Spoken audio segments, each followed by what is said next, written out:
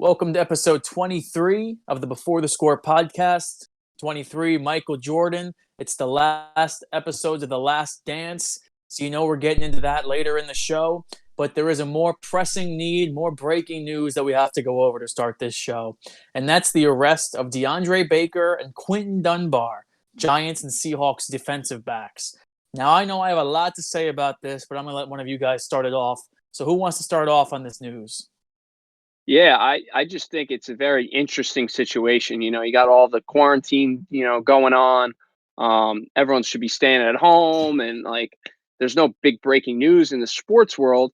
And then just a couple minutes ago, we see on TMZ and Sports Update that DeAndre Baker and Quinton Dunbar are doing armed robberies while this is all going on. And to be two NFL players, to be guys that are pretty prevalent players on their teams, and to do something disgusting like this is just crazy to think, that these two guys that are making millions of dollars or have to put themselves in a position to actually do something like this. It's shocking. It's terrible. I mean, they're going to be facing some serious prison time now. And there's going to be two holes to fill on both these teams now. Yeah, I think that just the timing of it was really odd. There's like you said, there's really nothing going on besides just kind of like hypothetical situations for when sports comes back. But out of nowhere on a random Thursday, DeAndre Baker, prevalent NFL players who are kind of young and up and comers, this happening. This is a serious offense where it's you're looking at a minimum 5 to 10 years in prison. These guys will never be, if this is true, they will never be in the NFL again. Well, yeah, definitely. This is something that obviously is a serious offense. You're talking about something that outside of the sports world is going to be looked down upon. So this is huge. This is huge, especially, with everything going on right now where there's no news. This is only going to, be under more of a magnifying glass. So definitely, I mean, hey, prison is no joke. So man, I mean, you know all about it, man. Yeah, but you might be seeing them pretty soon. Well, I don't think so. I don't think so. What state is this happening? I don't. You're asking the wrong question now. Well, this is a serious offense, and is it just me, or does this type of thing really always happen to football players? Is that just a weird trend, or? I haven't seen any other football players getting arrested for armed robbery during quarantine. I'm not talking about I'll keep my eye out. Specifically armed robbery, but I'm just talking about like stupid offenses with the law. I feel like it always happens with the NFL players, whether it be Plaxico Burress, shooting himself, or whether it be the Aaron Hernandez thing, or the Michael Vick thing. I feel like it's always the NFL players that are, doing the worst with, what they have given to them. Well, there's so many different players on a 53-man roster that they have the most people who could get in trouble. So that's probably why you see that. They have the highest chance. Oh, you go. Yeah. On the flip side, I want to take this, obviously, in a humane environment. This is a horrible thing. But let's take this to a football lens real quick. DeAndre Baker is done. He will never play on the New York Giants again. And it's obvious. You see Janoris Jenkins, he got cut for a tweet. Damon Snacks Harrison, nobody ever had a bad thing to say about this guy. They traded him because they thought he was a bad locker room presence. DeAndre Baker was a first-round pick. He had everything going his way. He was going to start on the outside again. Even though he had a really disappointing season last year, this guy was going to be a big piece of this Giants defense. He's done. He is not the type of player Joe Judge is going to want in that locker room. Dave Gettleman is done with him. John Mara probably won't even want to look at him. This guy is done for the Giants. He might get a shot another time if he's not in prison for the next 10 years. But he is done wearing Giants blue. And that's sad because he was a first-round pick, 30th overall. That's a premium pick for a rebuilding team. It's just out the window. And that seems like it's been happening too much with the Giants in the last couple of years with Eli Apple and Eric Flowers. It's just, and then Quinton Dunbar is another one. This guy, he was a fantastic last year with the Washington Redskins.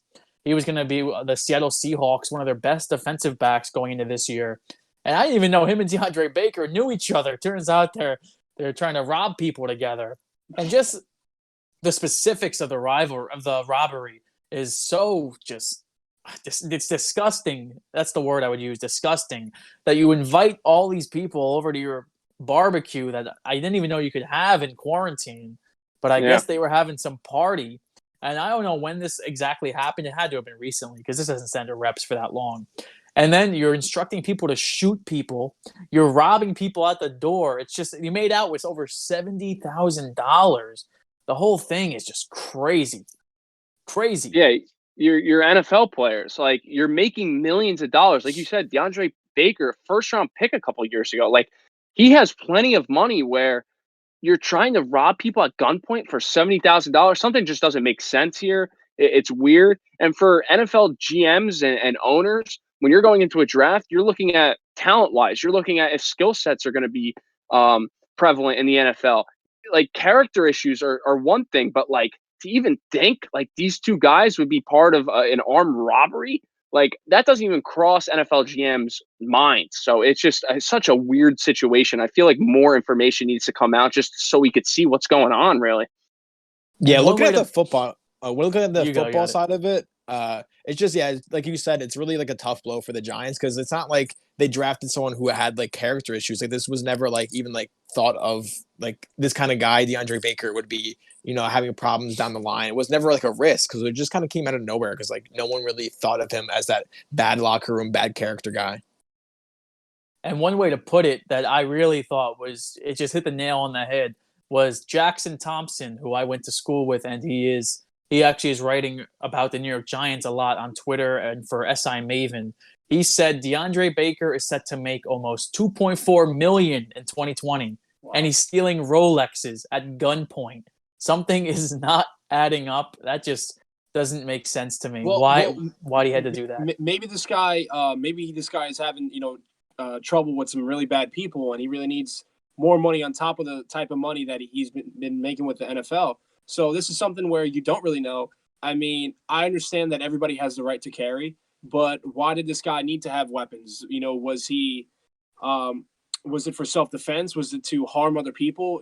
As he did in this incident. You just don't know here, and I don't know. It's crazy. Oh, and another thing, it actually happened in Florida. I looked it up. It happened in Florida. Yeah, so Florida, anything sounds goes about down right. there. yeah, I mean, the way they've been, with the governor and everything, their quarantine standards are not up to the standards of a state like, let's say, New Jersey or New York. So the fact that something like this happened, another reason is because it was in Florida. Yeah, it's sad for the Giants. This is one of the worst possible news they could get because they were going to rely on DeAndre Baker a lot this year. But one good thing that the Giants did this offseason was beef up that defensive back room. So if any position was going to be hit this offseason with something crazy happening that would keep somebody out, the defensive back room is one that can handle it for the New York Giants. It just sucks that they literally wasted the 30th overall pick in the draft for a rebuilding team on a guy who really had a lot of potential, even though he didn't have a good season last year. Coming out of college was regarded as one of the number one cornerbacks. It's a really sad story to see DeAndre Baker probably done in the NFL after just one really bad season. Yeah, you look at a guy like Antonio Brown, he doesn't have any. Well, I mean, there are some things that he's going on with his personal life, but there's no like armed robbery type situations. And he's still a top player, and he's not going to probably be in the NFL this next season or for seasons to come just because of all the issues around him. And you look at a guy like DeAndre Baker and Quentin Dunbar, and they're doing 10 times worse of what he's done. So there is just no possible way I see these two guys entering the NFL after this armed robbery case. There's just no way. Their careers are over. They're going to be in jail for a long time. And then once they get out, they're going to be broke. Sad.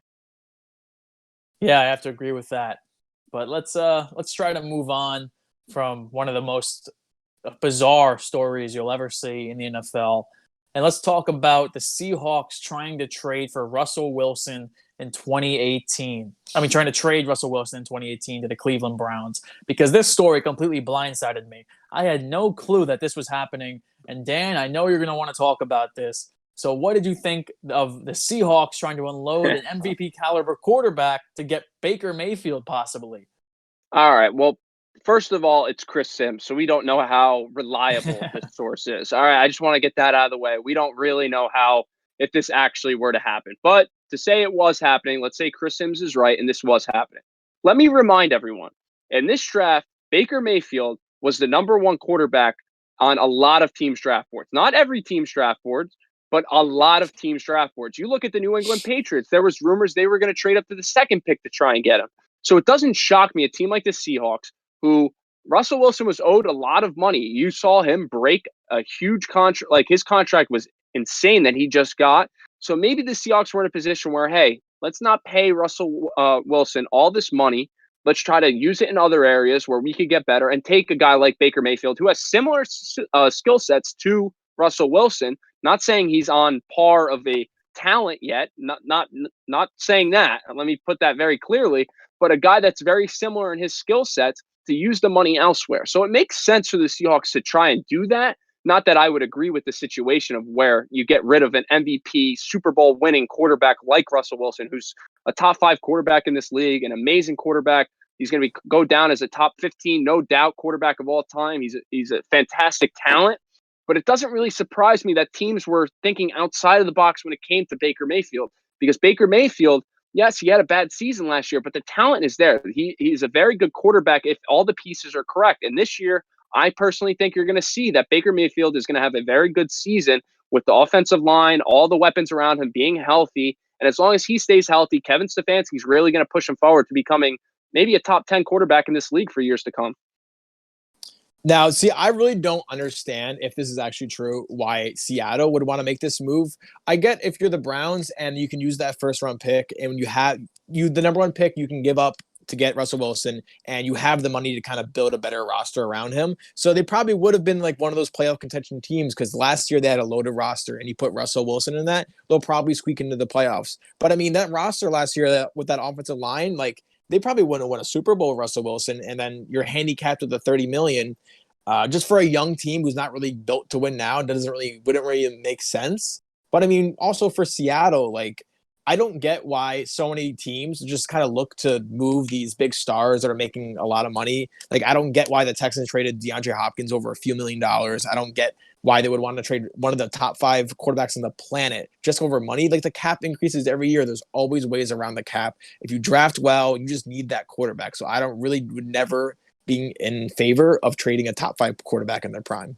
But real quick, what you just alluded to, the Browns have a very young roster. So when you're looking at a guy like Russell Wilson, who's due to make upwards of $30 million a year, they can afford that because a lot of the guys are on rookie contracts or, they're a few years in the league. So they can afford that in their salary cap. And you've seen the Browns salary cap has been pretty deep lately, but now they're starting to sign these guys that are getting past the hump, and you're going to see the Myles Garrett of the world contracts becoming huge. And they've brought in a lot of pieces because their salary cap has been big for a while. Another way I can think you can look at it too is Pete Carroll has a lot of connections to USC. The other quarterback that was really highly touted coming out of that draft class is Sam Darnold. So Baker Mayfield, while that could be the guy they were trying to trade up for, also Sam Darnold could have been the one. Yeah, so who knows if Russell Wilson, maybe it could have been the Jets. Baker Mayfield could have been a Jet. Everything would have changed. Broadway Baker. Yeah, I mean, Josh Rosen. If I were the Jets, I would have hopped in that right away because a talent like Russell Wilson does not come around all that often. I don't think that's what was in consideration here. I get what you're saying. No, I'm not saying it was. I'm just saying if it were, brought up to the Jets, I think that's a move you definitely make. I think that he fits a lot worse in the Jets than he would have on the Browns, because the Jets roster is not competitive for the past 2 years. I get it. I get it from both point of views, especially you have a team like the Seahawks who they have their guy. Now to trade for somebody who is all a potential. I always talk about this, right? I would rather have a guy who has already proven that he could do it rather than trade for somebody who has the potential to do it. That is why, in other sports, I love trading prospects for a proven guy, because that proven guy is probably going to do more than what these prospects are going to be projected to do. So that's something that I always, look at whenever trading. Yeah, you definitely have to watch out for results over possibility, because you never know what you're going to get when it comes to that. And the Seahawks, it's not like they're coming off a bad season. this was a team that's been a perennial contender in the NFC for years. So I guess they were trying to stretch Russell Wilson's trying to use Russell Wilson to stretch their career to their success. But Yeah. I really, from the Seahawks, this would have been a head scratcher for me. But it would have made some good TV. Yeah, Russell Wilson has never had a losing season in his career so far. So, but Pablo, you're a resident Seahawks fan. I know you don't like guys that are football players that could have played baseball. I mean, Russell Wilson, he's a baseball prospect, just like Kyler Murray. So, what are your thoughts on Russell Wilson? Like, do you like him as a quarterback, or you'd rather see him play baseball? Well, number one, Russell Wilson had already had an established career in the National Football League. Aside from that, he's a Yankee. Regardless of the fact that he plays or doesn't play, he is a member of the New York Yankees. So that is my guy, not only in football, but in baseball. Kyler Murray is somebody who clearly had the talent to play Major League Baseball for the Oakland Athletics. I think he would have been a really good player, an above-average fielder. He was really fast. He was a good hitter. I thought he would be a leadoff hitter for many years to come. But when you talk about the NFL versus the MLB, this guy saw, hey, look, I'm the number one overall pick. I'm going to the National Football League where I would be able to start at quarterback instantly. That's something where, I gave him hate because at the end of the day, he's going to end up making more money playing Major League Baseball. And he could have played at a higher level than he is playing right now at football. So that's just my take on things. Well, Kyler Murray's still a rookie, so you can't sort of. Never mind. Well, no. He was alluding to Kyler Murray being the number one overall pick, not Russell Wilson. I think that's what we thought. But you're saying that Kyler Murray could be better at baseball than he would be at football. But didn't Kyler he was Murray rookie of the year? Win rookie of the year. Yeah, but I mean, Kyler Murray, in the short term, you're making more money because you're signing a deal that's worth $30 to $35 million right at the beginning. So a lot of these prospects that come in want to get that money quick. And if you're going to baseball and you're being a prospect, you're not making millions of dollars in your first. It's also a lot less risky. If you're the number one pick in the draft, you're getting the keys to the car. Like he controls that franchise for the Cardinals. If he goes as what was he, like the 21st pick or something for the Athletics? Ninth pick. Even still, how many first round major league players, like first round picks, never even have anything in their career, like Gavin Cicchini. Don't get me started on Gavin Cicchini. These don't get me guys, started. Aren't locks in the first round, like they are almost in the NFL. Hey, and a lot more people are going to know the first overall pick of the NFL draft than the guy who bats leadoff for the Oakland Athletics. It's not like he was playing for the Yankees. I know Pablo, I know you know who plays outfield for the Athletics, but the normal everyday sports fan probably can't even name one Athletics player. Well, I mean, that's the thing. Definitely, I understand this, and I hate to even say this. I understand NFL is more popular than MLB. But when you talk about being able to make more money, yes, it's baseball. When you talk about, being to start in the NFL, yeah, obviously it's NFL because I just said it. But when you talk about being able to play right away, that's the NFL. When you talk about being safer, that is MLB. But I think the thing here was time. As well as for football, he was guaranteed to play. For baseball, you're not guaranteed to do anything. You're not even guaranteed to make the AA team. So that's the thing. That's why he went towards football. And I think so far it looks like it was the right choice for Kyler Murray. But let's move on to another NFC West team. The Los Angeles Rams have new uniforms, and they are the most polarizing of all the uniforms yet. I need to know, are these uniforms as bad as everybody's making them out to be? They wouldn't be as bad. Well, there's two things that I really don't like about them. The numbers are disgusting. They look like a Pee-wee football team just had these little plastic numbers. But also the little patch that says Los Angeles Rams in the corner is really kind of goofy looking. It just doesn't sit right as an NFL uniform. I got to say, and I'm being totally honest, and I've seen a lot of uniforms in my day. This is easily the worst style uniform I've ever seen. It is disgusting. I can't believe the Rams would even think to do something like this. It's hideous. The dark blue on the lighter dark blue kind of thing, like that gradient kind of look with the round numbers. It just looks terrible. And as a Rams fan, I mean, even Eric Dickerson, a Rams legend running back, comes out and says it makes us look weak. I mean, first of all, with these Rams uniforms, what always bothered me was the shoulder pads. You had the ram going down and like the horn going down, and then you had a different color on the helmet, which was always baffling to me. I don't know why they ever thought that would be a decent look. Now you get this uniform, which I would, if I was a Rams fan, I'd be begging for the old uniforms back. I thought their color rush uniforms weren't that bad from with the yellow and the blue. Like that looked not bad. But this style uniform, I don't know who the hell was thinking of designing this and actually went through to the owner of the team and saying, yeah, that's a good idea, because this is disgusting. This is easily the worst uniform I've ever seen. I'm being completely honest. It's disgusting. I think it's time to relax. The worst uniform you've ever seen, maybe in football, but not ever. I've seen some pretty terrible looking uniforms. But when I look at these uniforms, I think not only of the Milwaukee Brewers, I hate the combination of like that blue and like that kind of like yellowy mustard color. yellow. Yeah, I hate that combination. It looks hideous. I feel like with those colors, you could definitely get a little bit more creative, especially with a cool logo like the Rams. You guys could just think outside the box. Another thing, it looks like they work at Best Buy. You know, just the blue and the yellow. So I just don't like it. They could do so many things with that color purple. And if you want to use a different color, different type of yellow, I feel like the uniform would just pop so much differently. Yeah, I've heard Best Buy. I've heard IKEA. Yes. The numbers are really bad. The numbers are the worst part of the uniform. I'll give you one thing I like about the uniforms before I get into what I don't like. And I actually like how the white uniforms aren't just white. They're actually a bone color. That's what it's called. It's like an off-white. It looks like a cream. I'm looking at it right now. I don't hate that one. I actually don't mind that one. I know Andrew mentioned the patch, and I know the patch. The patch looks so stupid where it says Los Angeles Rams. Yeah. But I think that's just a precursor because eventually they're going to sell a uniform logo like the NBA does. So I think that's just a placeholder, honestly. But the blue uniforms, they have the blueprint for the best uniforms in football with the blue and yellow throwbacks, and they come out with these highlight uniforms. That's what they call them, the Los Angeles nightlife highlight uniforms. I don't get it.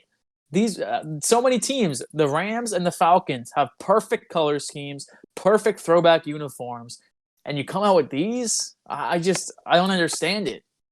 Yeah, you look at back in the days, like the greatest show on turf with Kurt Warner and the St. Louis Rams, and you had that type of uniform. I would just, a lot of the teams, the trend you're seeing is going back, like the Tampa Bay Buccaneers. They're going back to the glory days when their best years were with those certain uniforms. So if you're the Rams, why don't you think about a little old school? You're trying to go too retro, and it's not working out.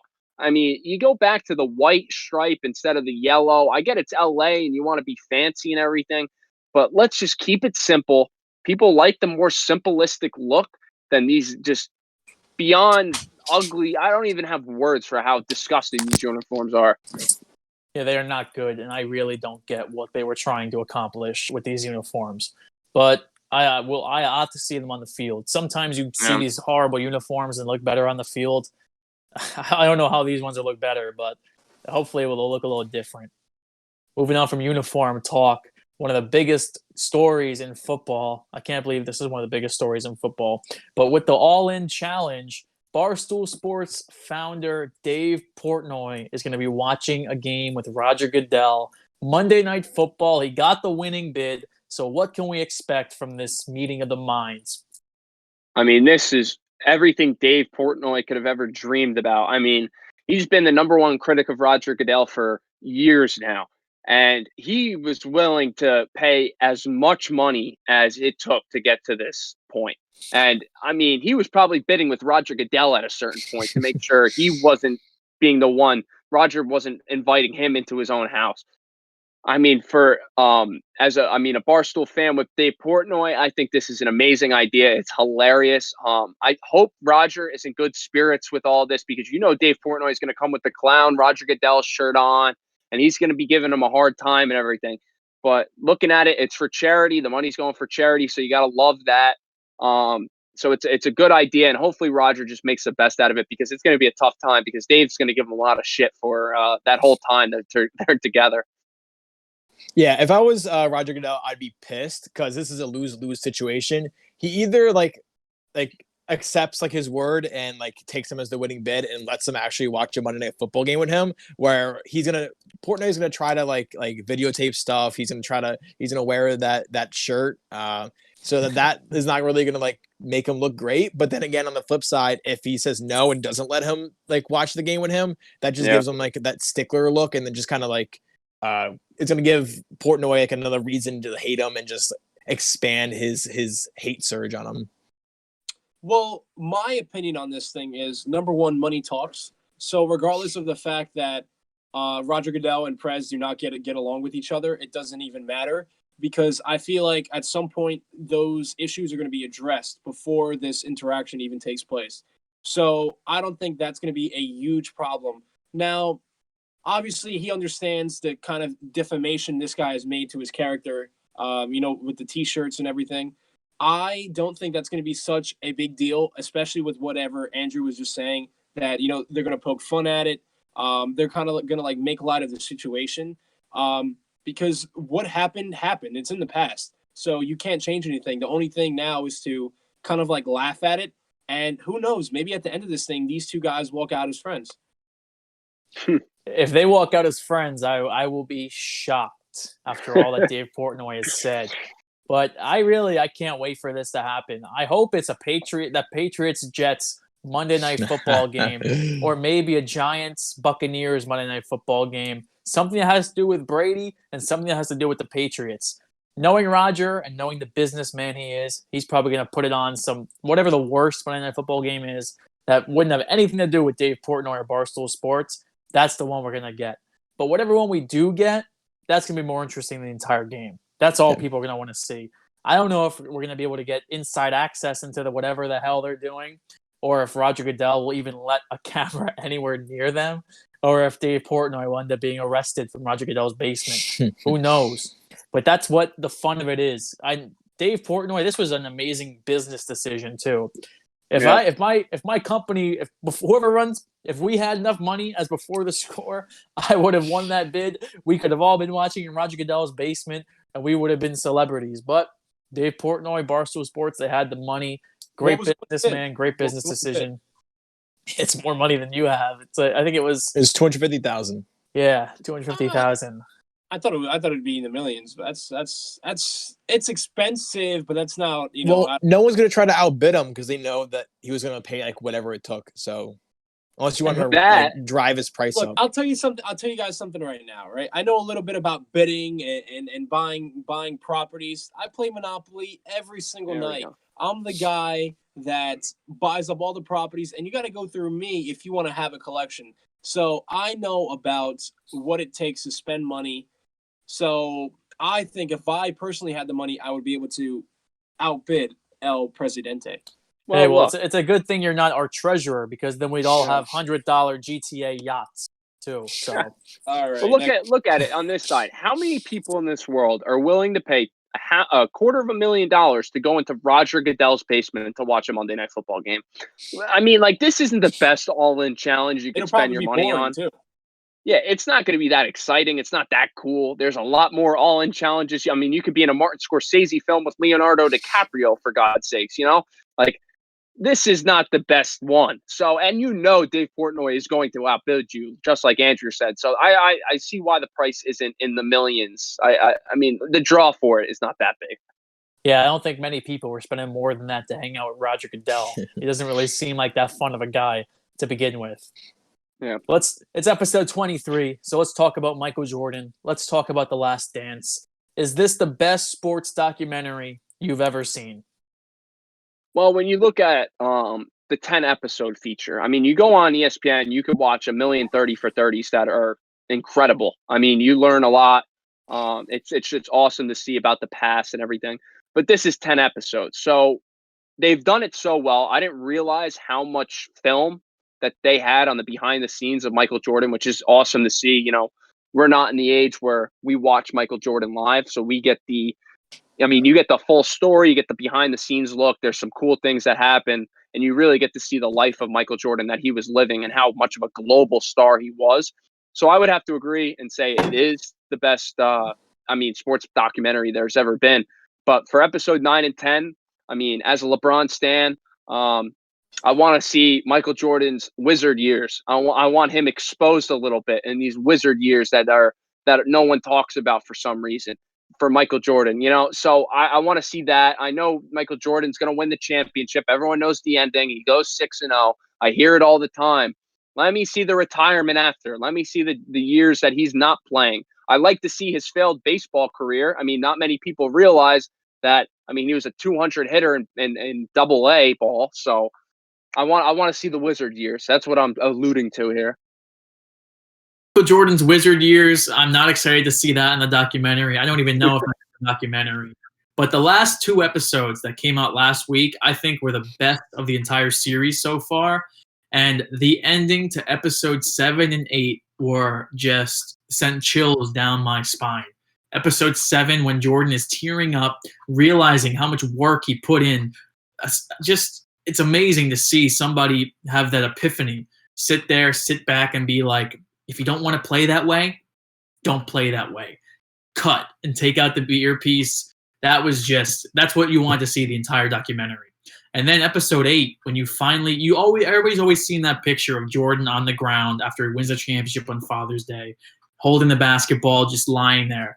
You never heard the audio behind that. And you finally got to hear that, and you hear him just sobbing, just vehemently sobbing in the locker room.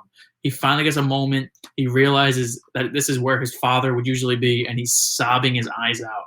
I think that just shows you the amount of work Jordan put in to every single day, every single championship. It was just awesome to see that and see a guy who was so passionate about the game of basketball. That's what I've loved most about this documentary. It's really made me love basketball again. And I like how they've done it with them. I know a lot of people have complained about it, how they go back 20 years and then they move up and the timelines are all messed up. I love that. No, yeah. I think that is incredible how they do that. I like how every episode is a little story inside the big story. They started with Michael Jordan and they were like, let's go back to North Carolina. Then It came back up. Then Pippen. Then Rodman. And then like the dream team. It's been great and it's been awesome. And this story is really the culmination of so many different stories into one. So they needed 10 episodes. And I think that they've done it awesome so far. And I really can't wait for episode 9. My biggest takeaway though, which I find a little weird, is there's a lot of people that defend Michael Jordan. And he retired twice, or technically 3 times, I guess. And people said, oh, it was okay because he was tired. He was carrying his team. He was tired. He took 2 years off because he was tired. He took 3 years off because he was tired, because he was carrying those teams to those championships. What? LeBron went to 8 straight finals. This guy played more games already than Michael Jordan did. And he's still going. Tired. Imagine if LeBron James retired in the middle of his run after the Heat years. He just retired. He said he was tired because he was dragging his team. That's what? What are we talking about? LeBron James goes to 8 straight finals. 8 straight. He's playing more games than anyone's ever seen in the history of the NBA by the time he retires. He was never tired. Tired? That's not a word that comes to LeBron. What are we talking about here? I don't understand the whole tiredness thing. Well, Dan, I know that you would put LeBron number 1. I'm putting MJ number 1. But the list that we're talking about here today is ESPN's. They put Michael Jordan number 1, LeBron number 2. But the problem I have with this list is Kobe Bryant was number 9. Number 9. I really just can't understand that. Well, I think I put MJ number 1, but barely. I think there is a clear argument to be had with LeBron and Michael Jordan. It is close. People have to realize how close of an argument it is. I would give MJ the edge, but if LeBron goes to win 2 titles in LA, I think I'm passing MJ in the regards, because LeBron's career achievements, when you look at the 2016 finals, coming down from 3-1 to the greatest regular season team of all time in the Warriors, to come back from that, incredible. That is the greatest accomplishment in the history of basketball. You look at when he played the Spurs in 2007 with that team that he had in Cleveland. There was no all-stars on that team. There was nobody on that team. LeBron James somehow dragged that team through a lot of very good Eastern Conference teams like the Heat, the Pistons. Like there was a lot of teams in conversation there. LeBron passed them all. You saw, I think he scored 28 points in a row in that Pistons game. Incredible performances. The accomplishment just to get that sorry-ass team to the finals in 2007, insanely good accomplishment. But like you said, Kobe Bryant is number 9. What? Like Kobe Bryant? I mean, that is terrible. First of all, Well, five-time. Who's separating LeBron from Kobe? Who's in the middle of that? There's 6 other guys. There's a lot of people. There's Larry Bird, Magic Johnson. So let me argue Wilt this. Chamberlain. Regardless of if Kobe is 9, 8, 7, 6, whatever, it doesn't really matter as long as they acknowledge him and recognize him as being in the top 10. So 9 might be even high to other people. I'm not saying it's high on my list, but I think in the span of greatest basketball players of all time, I think when you have to rank somebody 9th on that list, it just goes to show you how great the other people were. And honestly, it goes to show you how great Kobe was because he is in the same breath as those other athletes, and he's the number 1 player to ever play the sport. So I don't see any problem with that list at all. Well, ESPN and a lot of other like professional platforms that do these rankings, they usually tend to favor more of like the older generation guys a lot more than people our age do, especially in like baseball and stuff. Like nobody a lot of people I know don't consider the 1930s players like Babe Ruth and everything. They don't consider them as like the top 5 players of all time because like it's a different era and like the talent level wasn't there. But I mean, for Kobe Bryant not to be in the top like 5 or 6 is a little wild to me. And the one I mean, I had an issue with Kobe being 9. I think he should be higher, but also Shaquille O'Neal at number 10. That was a little. I think people don't realize how dominant Shaq was. I mean, his peak years. I mean, you saw in the documentary, you saw the Magic beating Michael Jordan's Bulls. And the one year that Michael Jordan didn't, in his prime of his career, didn't get to the finals. You saw that team. I mean, you look at the runs with the Lakers, the 3-peat with the Lakers. I mean, Shaquille O'Neal was the best player on that team over Kobe Bryant. Kobe Bryant was very young, so that's why I'm not knocking Kobe over it. But Shaquille O'Neal was the dominating force to get them to those 3-peat. So I think Shaquille O'Neal should be a little higher too. I think it's cool to see throughout the documentary, you see all these amazing, fantastic players who didn't get a championship because Michael Jordan was still in the league. You saw Patrick Ewing in the Knicks, probably one of the best Knicks teams of all time. Didn't even make the finals until Jordan left the league to play baseball for a year. And the Magic squad, I don't know if you've ever seen the ESPN 30 for 30 on that Magic squad. That's another great 30 for 30. That team was amazing. And if Shaq never left, the Magic would have a championship. That team with Horace Grant, Penny Hardaway, Shaquille O'Neal, they beat the Bulls. That was the only team that beat the Bulls, the 90s Bulls in the playoffs. So the Michael Jordan 90s Bulls. And then you have players like Charles Barkley, who gave him a fight, never got a championship. Gary Payton, the glove. I thought that interview with Michael Jordan was fantastic when he showed Gary Payton. It's like, Gary Payton never guarded me. Yeah. So that was great. And my favorite Kobe things I want to touch on is that when he's on, I forget whose late night show it was, but he did not want to eat the cow tongue.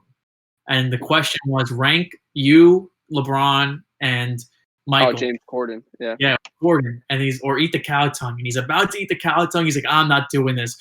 First is me, second's Michael, three's LeBron.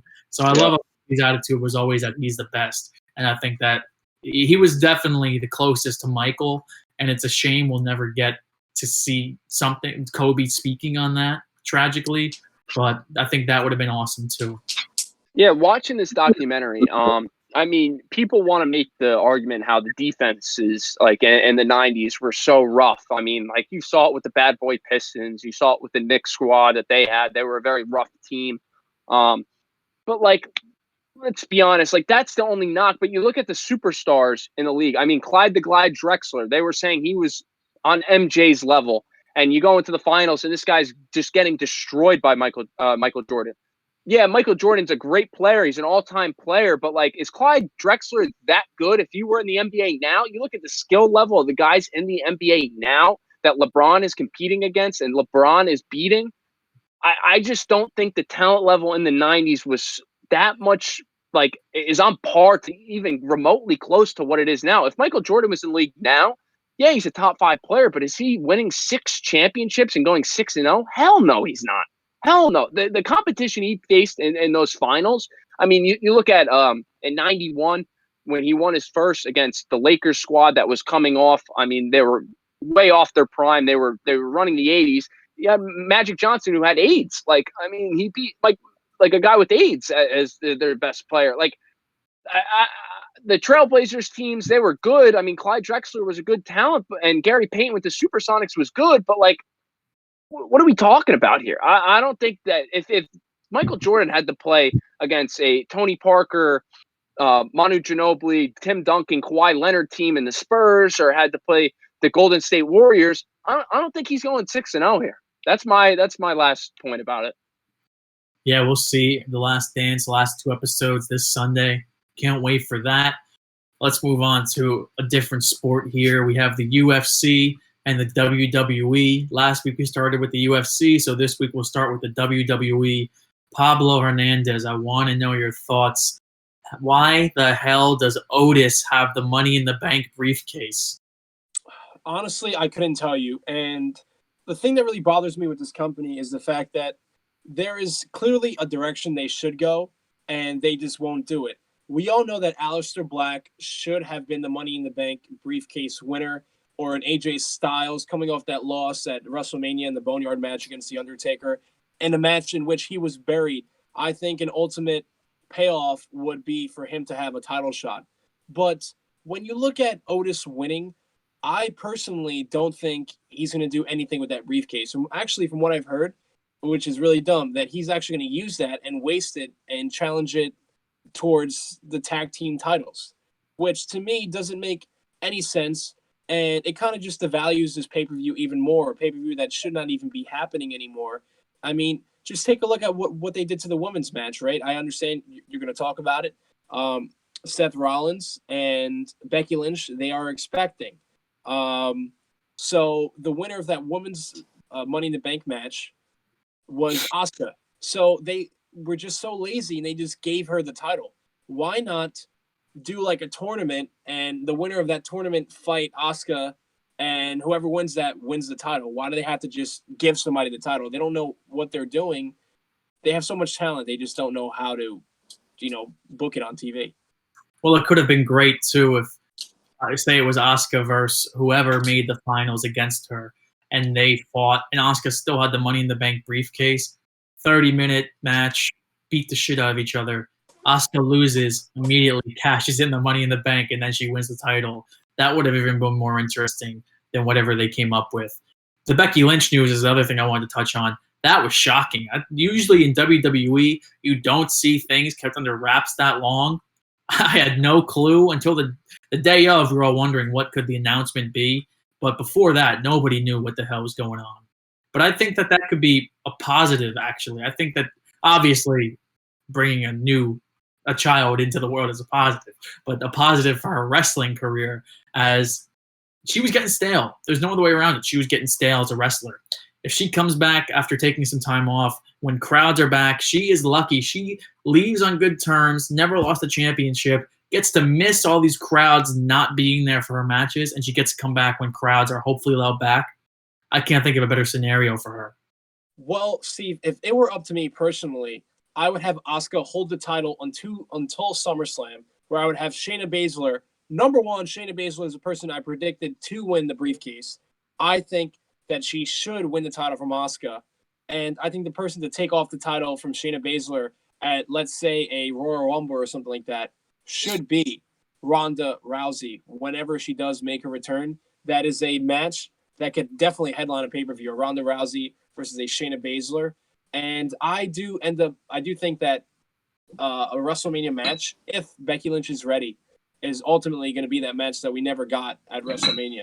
It's going to be the one-on-one between Ronda Rousey and Becky Lynch for the title. I just hope that doesn't main event. That's my only wish for that match. I said I want to talk a little UFC. The card on Saturday night was fantastic. The UFC hit a home run with this. They look so much better than pro wrestling without crowds. It is uncanny how much better it worked. But I just want to know what the hell happened to Tony Ferguson. This guy was on fire, and he came out, and there was no other way around it. You got to say it like this. He got his ass handed to him by Justin Gaethje. So, Dan, what happened to Tony Ferguson in that fight? Well, there's a couple things with Tony Ferguson. First of all, he was training to fight Khabib for a while, who is the best wrestler you've ever seen. I mean, he mauls people on the ground. And then you fight a guy like Justin Gaethje, who does not take you down. He wants a fist fight. So that's one thing. Second of all, he had a fight that he was supposed to fight that got canceled. But for some reason, he kept doing his weight cut, which was a month ago. He did his weight cut, got down to 155, which is a grueling. I mean, you're losing 25 to 30 pounds, maybe even north of that.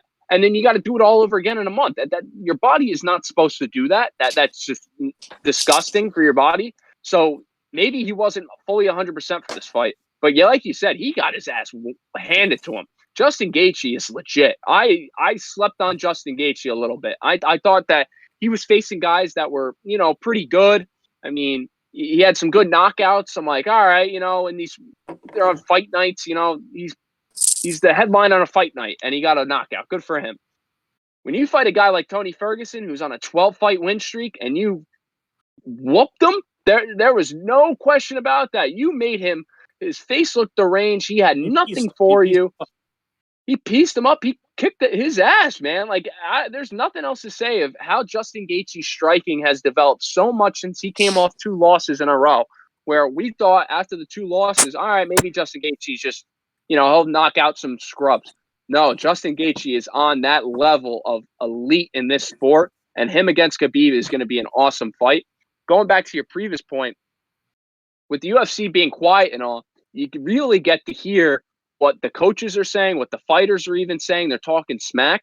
And you look at a fight like Carla Esparza versus Michelle Waterson. Carla Esparza was in there. She was getting whooped in that first round. And she heard Daniel Cormier on the commentary say, oh, she should start to feint and try to, fake some takedowns and go in. She heard that.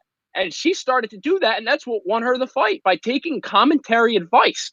So I think it's very intriguing with this new whole perception about the UFC. I like it a little bit. I mean, eventually, of course, you want to see the reactions of when someone gets knocked down and the crowd goes wild. But it's a new taste of the UFC, and I kind of liked it. Well, also with that last point on Waterson, you saw Greg Hardy do the same exact thing. They were saying, why isn't he checking the kicks? And I forget his opponent's name. It was really hard to say. Jorgen De Castro. Yeah, he killed him in the first round. Greg Hardy got his ass kicked. Then he checked one kick, and all of a sudden, De Castro was done. So Greg Hardy, former NFL defensive lineman, got a victory. But in the post-fight interview, he said, I heard you guys say I have to check my kicks. I checked my kicks. I won. So Daniel Cormier said he should be a coach from now on instead of on commentary. And he was Daniel a coach. Cormier is an amazing commentator. And like you said, he was a coach on The Ultimate Fighter. I mean, he has an amazing experience. But another fight I want to get to, I mean, I said it all along, Danny D's lock of the year, knocking out Dominic Cruz in 2 rounds. I said it might last 2 rounds. I really thought it was going in that second round where Henry Cejudo would have finished him. And like I said, Danny D's lock of the week or lock of the year never fails. Henry Cejudo coming out and retiring. Very interesting. Very interesting. This guy is on top of the sport, man. He's the triple champ. He has, I guess, nothing else to prove. But the one thing he says that ticks me off a lot and ticks a lot of people off is him being the greatest combat sports athlete of all time. What's your thoughts on that? That's crazy. Cejudo is probably my least favorite UFC fighter. Might be my least favorite UFC fighter of all time. I can't stand this guy. Ever since I saw him on the Wani show asking out Nikki Bella when she was still with John Cena. I don't get this guy, and he has just made me cringe every time he gets on the mic. Triple C, I don't care what they call him. I don't want to see him on my TV anymore. That makes play ass. And I don't want to. That's my thing about him retiring. It's actually more sweet that he's retiring because I won't have to see him on TV anymore. Although I want to see him get his ass kicked so bad. That stoppage was. I was not happy with that stoppage either that the ref did on Dominic Cruz. Well, that stoppage was definitely a in consideration if it shouldn't have been stopped or it should have been stopped. I mean, you saw first of all with the knee that knocked him down. That was a great shot, and he had 11 unanswered strikes. But Cruz made a good argument. He was coming up like you're not a hurt fighter when you're starting to come up and you're getting hit. So he has a point there. I see both ways of it. I hate to sit on a fence here, but I see both ways of it. I'm happy. I mean, I was right with the fight, so I guess I'm happy. But the Now, last fight I want to get to, go ahead. Out too, because they just bumped heads. Cejudo is dripping blood. I'm like, oh, this is Cruz's lucky break. He's going to beat them out. And he just goes, not even like 10 seconds later, he's knocked out. Literally in 10 seconds. I saw that. Yeah, I saw that headbutt. I'm like, oh, well, here we go. Danny D's luck of the year goes out the window. But, yeah, I mean, I guess that gave him a little fuel to the fire saying, all right, I got this giant cut. I got to attack now. You saw that first round. He was really feeling out Dominic Cruz because Dominic Cruz is one of the guys in the UFC, unlike any other. His movement, he's constantly jumping in and out. And a lot of people get confused by that and can't figure it out. So, I mean, that first round's that feel around round. And Cejudo won it. But still, like, you got to feel out your opponent. And the last fight, real quick, I want to get to is Francis Ngannou. My brother says it all the time. If I could have one bodyguard in this world to protect me, it's Francis Ngannou. This guy is unbelievable. A 20-second knockout to an undefeated 10-0 Rosenstrike fight, like, unbelievable. I mean, I want to see Francis fight for the belt. I know we got DC and Stipe, like, in the works. But if that doesn't work out, please, please, please give Francis Ngannou a title shot. Even today, I think Francis Ngannou was on Twitter talking to John Jones. So I would love to see that fight too. Yeah, Ngannou's first crack at the title against Stipe was a really not entertaining fight, but I don't think he was ready for it. Now, I would probably take him against any other heavyweight competitor, especially after what he did to that man. I don't even know how. He literally almost killed that guy. He threw a left hook, a right hook, a left hook, missed them all that were so powerful. And then he throws a small hook that's not even that powerful, maybe 50%, and knocks him out with that strike. Imagine if one of the first strikes hit this guy. This guy would be fucking in a coma. Like, his power is scary, man. Yeah, one thing about Francis Ngannou is he does not get paid by the hour. He wants to go in and go home. That's his MA. So let's go on to baseball real quick before we get to our questions. Andrew, you've been quiet, so I'll start with you. What do you think about the July 4th start date? Owners not wanting to pay players, the DH in both leagues, all of it. What are your thoughts? Now, I don't agree with what they're doing, but I think it's kind of brilliant how, like, the owners in Major League Baseball, they kind of get this information out ahead of everybody saying, okay, we have this plan in place for a July 4th start date. We'll have end of June spring training too. So, like, they're like feeding the public this whole, it's up to the players now. If the players can just accept the terms, then we can get baseball back and everyone can be happy. But it's not fair for the baseball players who work their ass off, who are like irreplaceable, to take a pay cut, to work under these conditions, to have to, risk their lives, quarantine themselves from their families, and take a pay cut on top of that, and they get taxed on top of that. It just doesn't sit right what they're doing. Well, yeah, absolutely. I agree. And I actually have some news that just came out a minute ago from Twitter from Jeff Passan. And Rob Manfred actually just did an interview that just aired on CNN. And this is what he had to say.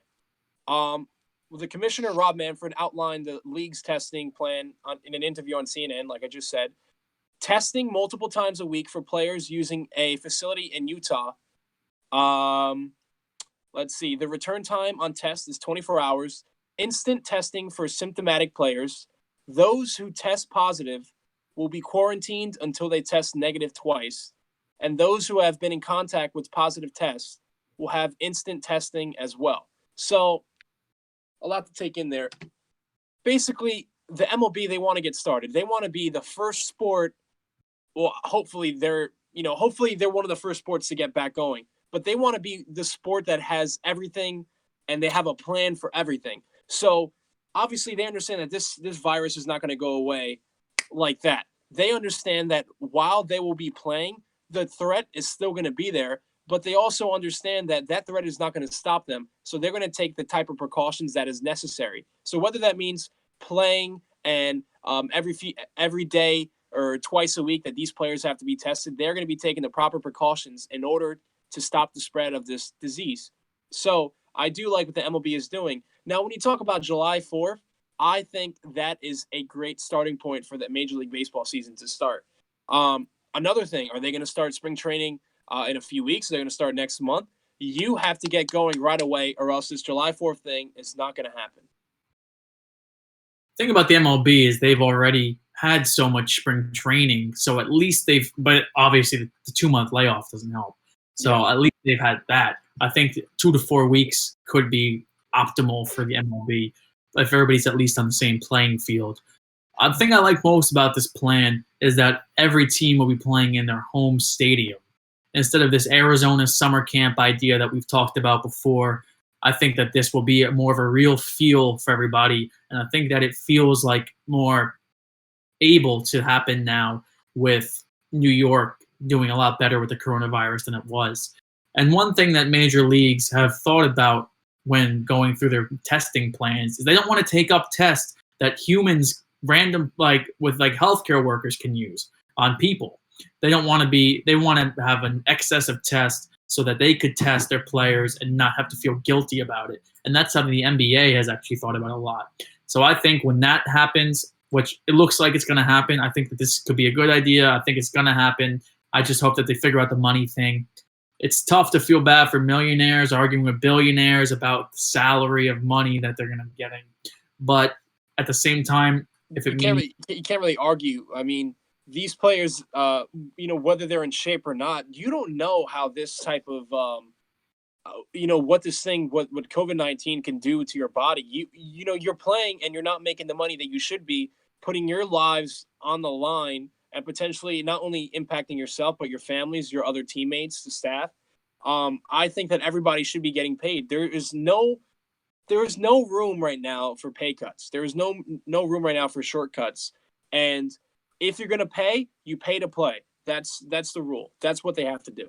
I think both sides kind of they get that this is too important. This is too big of an opportunity for them, like money wise, then get back to normalcy wise, that they're not going to let it get hung up over money. I think they'll argue, they'll negotiate, but I think at the end of the day, there's a pretty fair shot that they come to terms. That's what I'm hoping. Well, let's get into questions real quick before we end the show. We're about an hour in here. First question comes from Dave Stolte. He says, the Browns and Seahawks talked about a Russell Wilson trade. We talked about it too. Why didn't Dave Gettleman get involved? So I know that was your pipe dream for a while, Steve. There was jersey swaps, and that was a very, very, very interesting time, and it was kind of group chat hell, but it was kind of entertaining. Hey, the amount of shit I've heard from Steve about Russell Wilson being a Giant, it just got me. Oh, he plays for the Yankees. It's perfect. Get the fuck out of here, man. That's what happened. Hey, did the New York Giants and San Francisco Giants ever meet up for dinner? When they're oh my god! What are you talking about? Why would they ever do that? This comes from Tarek Al-Casey. He says, thoughts on what Blake Snell said on his Twitch stream today. And just for clarity, he said that if he's not getting full salary, restarting the MLB is just not worth it. I kind of alluded to one because I watched that video. Some of my points were based off what he said, and I don't 100% agree with him because I don't think that you should boycott not getting 100% salary because I don't know how realistic that is. And to say that it's not worth it is, I get where he's coming from. I'm sure plenty of other players feel that way. I just think that, there's really good reasons why it's good for everybody just to get baseball back, whether it takes a minor pay cut or something. It just, the two sides have to work together, and people with that kind of opinion doesn't really help things progress. Yeah, get baseball back. I don't care if he plays or not. I mean, he sucked for my fantasy team last year. I could care less about him. This guy's a scrub now after a Cy Young winning season. He does this to me the next season. Whatever you want to do, man. I don't care. Well, to me, this sounds like almost what LeBron said a few months ago. It's almost like when LeBron said, hey, if we're not playing in front of fans, I don't want to play. But at the end of the day, if these guys want to play the sport that they play for, they are going to do whatever it takes in order to play, whether that's basketball or baseball. These guys are going to do whatever, and they'll worry about that later. I think the most important thing right now is to get on the field. And I'm just going to say something right there. Blake Snell does not suck. He's one of the top pitchers in baseball.